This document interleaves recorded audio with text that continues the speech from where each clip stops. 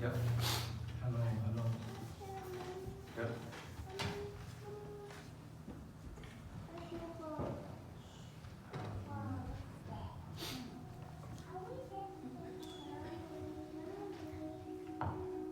God made the earth like we make a cake. But unlike us, God didn't make a mistake. It's crazy to think how God made something so great. Just think about how long it took for God to work and create. It took only a week, well technically 6 days. Sometimes that's how long it takes for people to actually give Him praise.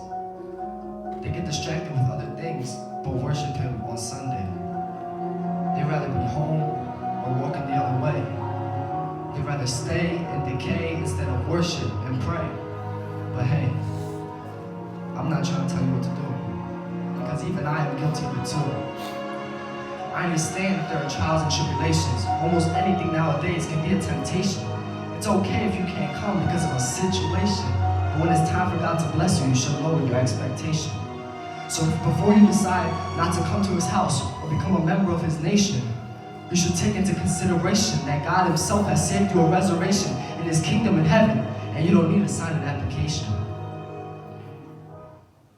There is something that I find so great. I guarantee that you agree, and it's not up for debate. The thing I find great is something called blessings, and they come at a great rate. You ask God for blessings for your own sake, and if you don't think this is possible, then you don't have to partake. With God, all things are possible. This is not fake. Hallelujah. Because the only limits in this life are the ones you make. Just live life and think of God as a tutor. But don't forget to come to church. Later or sooner, your days will be fewer, but your blessings won't stop because God is the producer and you are the consumer. Just let God in. He's not an intruder. Just think of heaven as a possible future.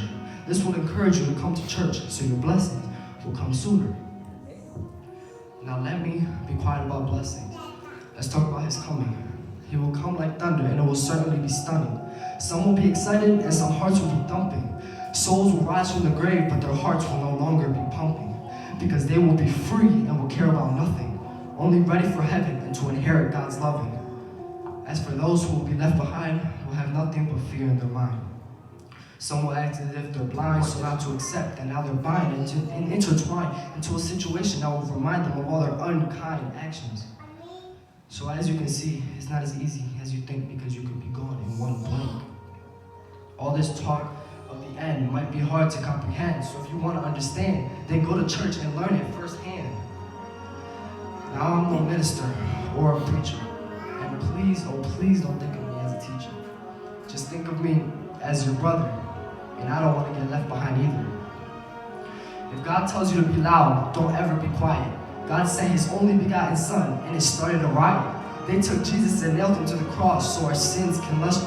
So if Jesus died for us in public, why do we live for Him in private? After everything we're given, why are we not as driven? He died for our sins on the cross, and you know that one cross plus 3 nails equals 4 given. I'm just a regular boy with a regular life. But I thank God for giving me that life. It all started with an earth that had no form or void. But now it's not so perfect, but destroyed. We're all here already, living nice and steady. Yeah, life is hard and some sins are even deadly. But that doesn't matter. God is coming, so I have one question. Are you ready?